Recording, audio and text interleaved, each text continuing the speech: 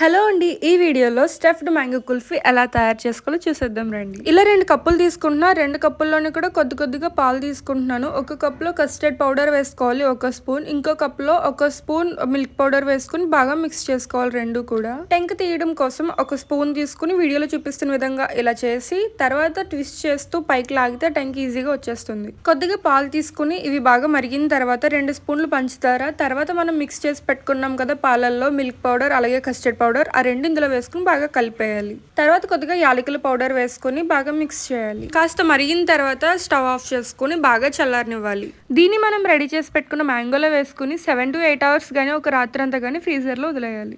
ఇలా బయటికి తీసిన తర్వాత పీలర్తో పీల్ ఆఫ్ చేసుకోవాలి. తర్వాత ఇలా స్లైసెస్ లాగా కట్ చేసుకుని బాదం, జీడిపప్పు, పిస్తా ఇలా మీకు నచ్చిన వాటితో గార్నిష్ చేసుకుని తినేయడమే. ఈ వీడియో మీకు నచ్చితే లైక్ చేయండి. ఇలాంటి మరిన్ని వీడియోస్ కోసం ఈ ఛానల్ని సబ్స్క్రైబ్ చేసుకోండి.